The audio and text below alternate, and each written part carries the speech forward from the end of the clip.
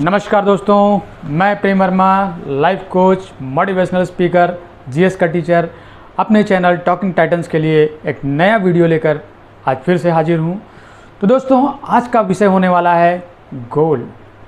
जी हाँ, गोल का हमारे जीवन में आखिर महत्व क्या है, क्यों इतना हमको गोल को महत्व देना चाहिए, और जब हम अगर गोल को महत्व नहीं देंगे तो आखिर हमारा क्या हो सकता है। तो आइए डिस्कस करते हैं। एक दोस्त अपने दूसरे दोस्त से कहता है कि मैं जीवन में बहुत पैसा कमाना चाहता हूँ, मैं कुछ ऐसा काम करना चाहता हूँ कि जिससे मेरा दुनिया में बहुत नाम हो जाए, मैं बहुत अच्छी जॉब करना चाहता हूँ। एक दोस्त ये कहता है कि मैं बहुत अच्छी लड़की से शादी करना चाहता हूँ। कुछ इसी तरह के विचार हम सबके भी होते हैं। तो क्या दोस्तों ये गोल हैं? क्या हम इनको अचीव कर सकते हैं? नहीं दोस्तों, ये गोल बिल्कुल नहीं है। तो गोल आखिर कहते किसको हैं? इसी आइडियाओं, इन्हीं विचारों को, जिसको अभी मैंने आइडिया कहा कि मैं बहुत पैसा कमाना चाहता हूँ, मैं बहुत ऐसा काम करना चाहता हूँ जिससे दुनिया में मेरा नाम हो जाए, मैं ऐसी लड़की से शादी करना चाहता हूँ, मैं ऐसी जॉब पाना चाहता हूँ। इसी में, इन्हीं आइडियाज़ में जब हम टाइम लाइन भी जोड़ देते हैं, जब हम उसको वेल एक्सप्लेन भी कर सकते हैं, जब उसको हम लिखित रूप दे देते हैं, तब ये हो जाता है गोल। याद रखिए दोस्तों, यदि हम किसी चीज़ का मेजर नहीं कर सकते हैं तो उसे मैनेज भी नहीं कर सकते हैं, और जिस चीज़ को हम मैनेज नहीं कर सकते हैं उसे हम क्रिएट नहीं कर सकते हैं। तो दोस्तों, लाइफ में गोल और आइडिया में बेसिक डिफरेंस तो आपको पता ही चल गया होगा। अब हम लोग जानते हैं कि आखिर गोल का इतना महत्व है, तो कुछ उदाहरण आपको देता हूँ।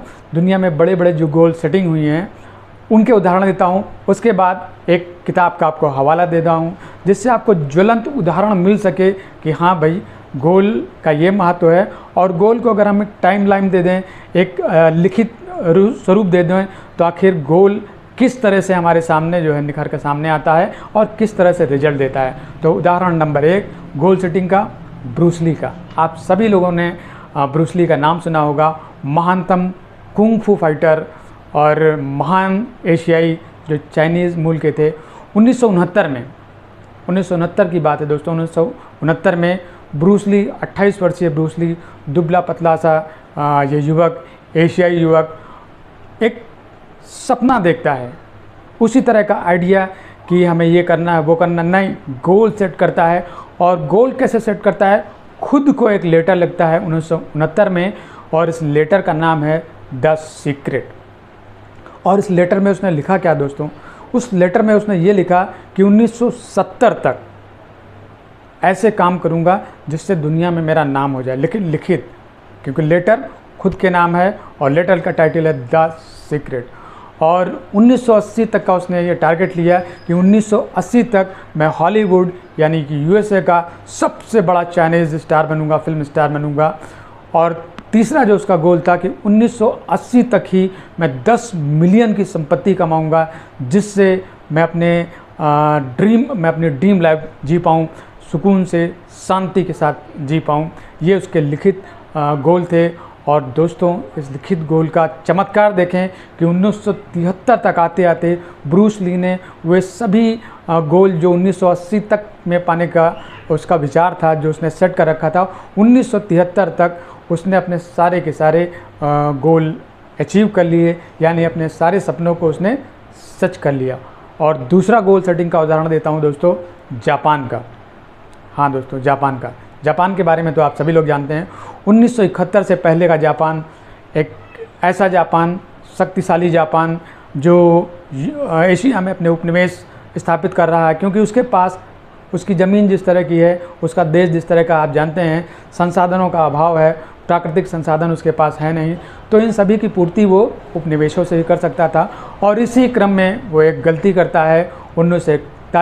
7 दिसंबर 1941 पर अमेरिका के पर्ल हार्बर पर अटैक कर बैठता है। उसका ये सपना है कि अमेरिका जैसे देश को अगर धूल दूसरित कर देगा तो उसका भी एक दबदबा कायम होगा, है ना, और अमेरिका कभी भी एशिया की तरफ रुख नहीं कर पाएगा, और उसकी बादशाहत एशिया में कम से कम कायम रहेगी।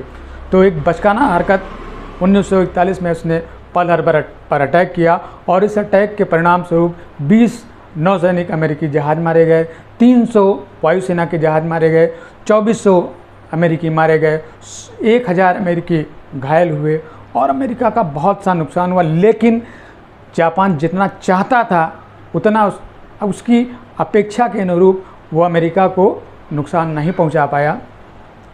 अब क्या था, अमेरिका को चुपचाप बैठना नहीं था।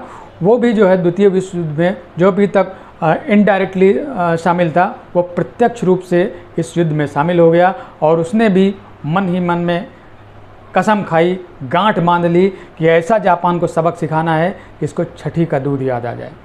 पहले बहुत सारी संधि की शर्तें रखी गई, जापान नहीं मान रहा था। उसके बाद लास्ट में दुनिया के और वैश्विक नेताओं से, जो उस समय के इंग्लैंड के थे और बाकी जो लोग जो उसके सपोर्ट में, उनसे विचार विमर्श करके फाइनली ये डिसाइड किया गया कि इसको अब सबक सिखाना ही है।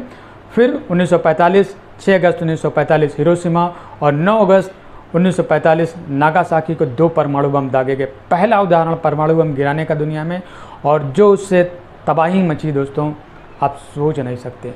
दुनिया में एक ही मात्र उदाहरण है और आज तक जापान उसके घाव भरे नहीं है जापान में, है ना। 3 लाख से ज़्यादा के लोग मारे गए, जापानी अर्थव्यवस्था ध्वस्त हो गई, उसका गौरव धूल धूसरित हो गया, सपना पूरी तरीके से टूट गया।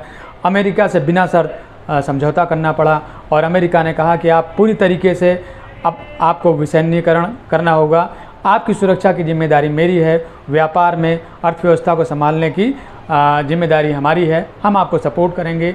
और थका हारा जापान अपने जो आत्मविश्वास, अपने आत्मगौरव को पूरी तरीके से मिटा चुका जापान फिर से कमर कसता है और कुछ गोल सेट करता है दोस्तों। पहला गोल क्या सेट करता है, 1950 में उसने गोल सेट किया कि अगले 10 वर्ष में उसे टेक्सटाइल इंडस्ट्री में दुनिया का वर्ल्ड लीडर बनना है, नंबर 1 बनना है। और 1960 तक आते आते दोस्तों जापान ने अपने इस गोल को हासिल करके दिखाया। और क्या, ये गोल इतना बड़ा इसलिए था दोस्तों क्योंकि उसके पास उसकी ज़मीन कैसी थी आप जानते हैं, उसके पास संसाधन नहीं थे, बावजूद उसने टेक्सटाइल इंडस्ट्री में नंबर 1 बनकर दिखाया। और फिर यहीं पर वो बैठा नहीं, 1960 में 1950 में उसने पहला गोल उठाया था, 1960 में दूसरा गोल उठाता है और टारगेट लेता है कि स्टील मैन्युफैक्चरिंग में भी उसे वर्ल्ड का नंबर 1 बनना है। और दोस्तों 10 वर्ष का ये सपना, 10 वर्ष का ये गोल, और अगले 10 वर्ष में यानी 1970 तक आते आते जापान ने अपने इस गोल को भी हिट किया। और यहाँ भी जापान के पास आप जो लोग केमिस्ट्री के स्टूडेंट होंगे, जो लोग ज्योग्राफी के अच्छे स्टूडेंट होंगे, वो ये जानते हैं, साइंस के अच्छे स्टूडेंट होंगे, वो जानते हैं कि स्टील मैन्युफैक्चरिंग के लिए उस देश में क्या कहते हैं आयरन ओर होना ज़रूरी है, कोल का होना ज़रूरी है, और ये सभी साधन जापान में नहीं है। बावजूद उसने ये गोल लिया और इस गोल को उसने अचीव करके दिखाया। फिर यहीं पर जापान बैठता नहीं है और अगले 10 साल में यानी कि 1970 में उसने फिर एक टारगेट लिया कि हमें ऑटोमोबाइल्स में विश्व का नंबर 1 बनना है, वर्ल्ड लीडर बनना है ऑटोमोबाइल्स में भी। तो और उसने अगले 11 सालों में, 1 साल इसमें ज़्यादा चला गया, और 1981 आते आते वो ऑटोमोबाइल्स के सेक्टर में भी वर्ल्ड का नंबर 1 देश बनकर उसने दिखाया। तो ये थे दोस्तों गोल सेटिंग के 2 उदाहरण। और अब आपको मैं एक बुक का हवाला देता हूँ, और ये बुक है मार्क मैकरमैक की, जिन्होंने अपनी पुस्तक एक लिखी है। उस पुस्तक का नाम है what they don't teach you eight Harvard business school. और इस किताब में उन्होंने हवाला दिया है, ये बात है 1979 की, 1979 की। वो हार्वर्ड जाते हैं और वहाँ के जो ग्रेजुएट्स हैं उनसे एक तरह से सर्वे उनका लेते हैं। जो ग्रेजुएट्स हैं उनसे पूछते हैं कि भाई आप लोग जो यहाँ से निकल कर जा रहे हो, तो आप लोगों के ड्रीम क्या है, किस तरह से आप लोगों ने क्या सोचा है, क्या करना है। और उन लोगों का एक सर्वे उन्होंने लिखा, और जिस सर्वे में लिखा था उस सर्वे में उन्होंने पाया, निष्कर्ष ये निकला कि 3% लोग जो थे उन्होंने बताया कि मेरा लिखित लक्ष्य ये है ना, हमारा लिखित गोल ये है, हमें ये अचीव करना है। 13% लोगों के गोल जो हैं स्पष्ट नहीं थे, लेकिन उन्होंने गोल बना रखा था। और बाकी के जो 84% लोग थे उनके पास ना गोल था ना कोई खाका था, पढ़े लिखे वो सब हार्वर्ड के थे।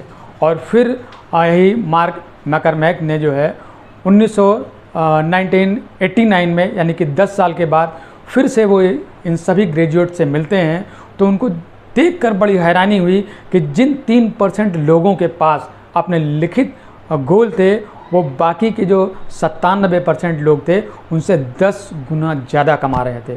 और जो 13% लोग जिनके पास लिखित गोल नहीं थे लेकिन गोल थे, अस्पष्ट गोल थे, वो 13% की जो कैटेगरी थी, वो जो बाकी की 84% थे जिन्होंने ना गोल बनाया था, ना उन्होंने कोई गोल लिखा था, ना कोई इनके पास स्पष्ट टारगेट था, उनसे 2 गुना कमा रहे थे। और बाकी की 84% आप जान रहे थे कि कहाँ पर थे, उसी दुनिया की भीड़ की तरह जो बहुत कुछ पढ़ते लिखते हैं, बहुत कुछ आइडिया रखते हैं, बहुत कुछ थॉट रखते हैं कि मैं ये काम करना चाहता हूँ कि मेरा नाम हो जाए, मैं पैसे कमाना चाहता हूँ, मैं अच्छी जॉब चाहता हूँ, मैं अच्छी गर्लफ्रेंड चाहता हूँ, मैं अच्छी कार चाहता हूँ, बस इसी तरह के सपने, है ना। और उनको टाइम बाउंड नहीं किया गया था, उनको अच्छे से एक्सप्लेन नहीं किया गया था, उनको लिखा नहीं गया था, तो बाकी वो 84% के लोग दुनिया की भीड़ में गुम हो गए। तो आप अब तक मैं जो कहना चाह रहा था आपको बहुत अच्छी तरीके से समझ में आ गया था, समझ में आ गया होगा कि अपना गोल बनाएं और गोल को लिखें। उन्हें हकीकत में बदलने के लिए दोस्तों अपने आइडियाज़ को एक्सप्लेन करें, लिखें, आप निश्चित रूप में सफलता पाएंगे। और इसी के साथ ये वीडियो समाप्त करता हूँ दोस्तों। मेरे इस चैनल को लाइक करें, सब्सक्राइब करें, शेयर करें, कमेंट करें, और इस तरह के नए नए वीडियो आप लोगों को लेकर आता रहूँगा आप लोगों के लिए, कि आप लोग उसे देखें, आप लोगों का हौसला बढ़े और आप लोग अपने सपने पूरे करें, अपने ज़िंदगी के जंग को जीतें। नमस्कार दोस्तों।